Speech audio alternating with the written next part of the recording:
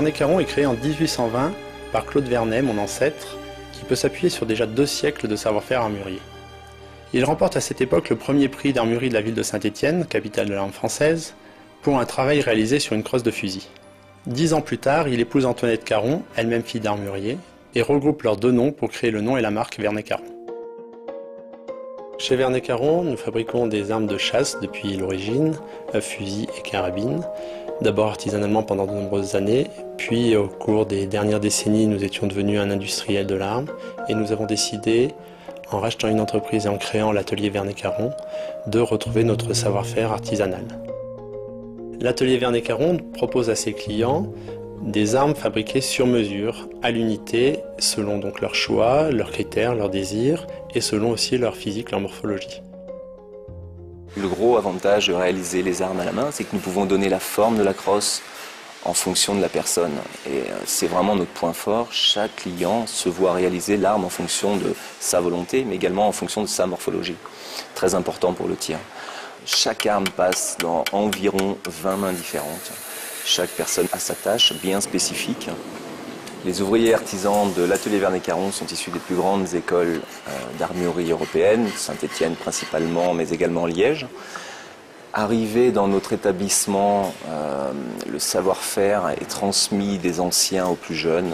Donc chaque personne est orientée, certains s'orientent vers le bois, d'autres vers le métal, en fonction des affinités, des qualités de certains. Après l'école, nous considérons que nous sommes effectifs après 3 ans, 4 ans, 5 ans de formation. C'est vraiment là où on commence à dominer notre métier. Les qualités que nous exigeons de nos artisans ouvriers sont évidemment le goût, la sensation, le toucher également, puisque nous travaillons de nos mains.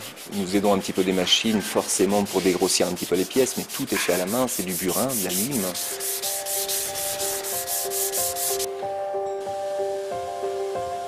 Dans un premier temps, nous devons assembler nos tubes, faire un canon, partir de tubes, partir de planches, de frettes, mais en tout cas assembler le canon. À ce moment-là, nous brasons les tubes, nous préparons les tubes, nous les pré-chambrons, puis nous les brasons sur des planches. À cette étape-là, nous avons uniquement un élément qui va nous déterminer un calibre, qui va nous déterminer une bascule, qui va nous déterminer en tout cas une arme, un type d'arme.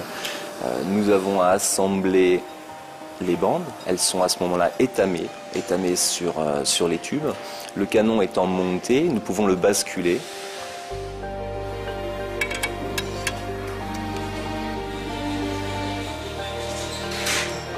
Une fois cette étape réalisée, nous donnons les formes à la bascule. C'est-à-dire que chaque client va choisir s'il veut une moussage, s'il veut un renfort droit, une bascule ronde. Et à ce moment-là, nous allons lui donner la forme générale. C'est ce que nous appelons la relime.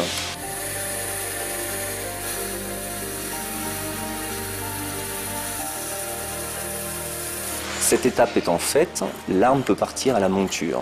Le monteur va ensuite assembler un bloc de bois, conseillé par nos soins, et nous essayons d'orienter le client en fonction de la solidité du bois, en fonction du calibre. Nous pouvons mettre des bois plus ou moins légers, plus ou moins denses, plus ou moins résistants.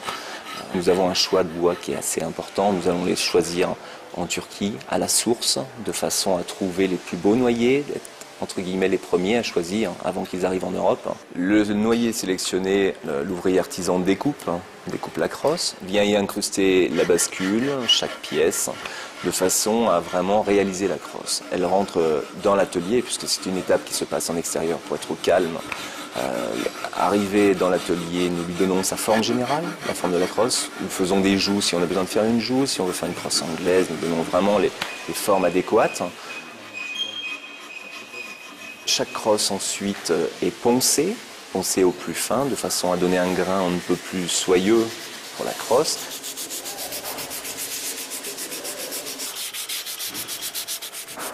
Le noyer est huilé, saturé en huile de lin, de façon à le nourrir pour un meilleur vieillissement, pour un aspect, pour un poncé huilé également. Nous traitons les bois. Ensuite, les bois seront quadrillés et démontés. En fonction de ce que le client a choisi, le graveur va réaliser un projet avec des sujets animaliers, avec de l'ornement. Certaines personnes ne veulent pas de sujets animaliers. On va y faire du fond creux, de la fine anglaise, afin de tout simplement personnaliser au maximum et réaliser le souhait de notre clientèle. Une fois gravée, nous allons retraiter la bascule, c'est-à-dire que nous allons la durcir par des traitements qui sont chimiques, thermiques, de façon à protéger cette gravure, durcir en périphérie le métal et donner un aspect à notre métal, pas laisser un métal brillant, donner ce que nous appelons un aspect vieil argent, une couleur vieil argent, ou bien un jaspage, en fonction des goûts de notre clientèle. Ensuite, les pièces sont démontées, nous allons faire le polissage du canon, préparer le bronzage afin de finir l'arme, lustrer les bois, glacer les bois, ce que nous appelons glacer, c'est-à-dire nourrir l'huile de lin, et puis vraiment rendre un brillant avec de l'huile. Il n'y a pas de vernis, sauf sur demande exceptionnelle de notre clientèle, mais très régulièrement, on essaye de huiler les bois afin de ressortir les plus beaux reflets de nos noyers. Ce qui m'a amené à ce métier, tout comme une grande partie de mes camarades, c'est la passion de la chasse avant tout, mais également une passion de l'amour de l'arme, du travail bien fait, de l'exigence de ce que l'on veut réaliser, de l'exigence de ce qui nous est demandé, et réussir à former cette pièce unique, tout simplement. Donc c'est vraiment ce qui m'a poussé vers ce métier.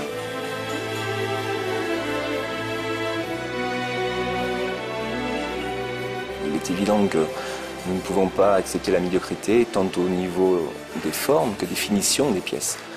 Il arrive un certain niveau de prix, un certain niveau d'exigence de nos clients également, qui ne nous laisse pas choix. Nous devons pousser l'atelier vers le haut et c'est chose à laquelle nous nous appliquons et c'est une très bonne chose.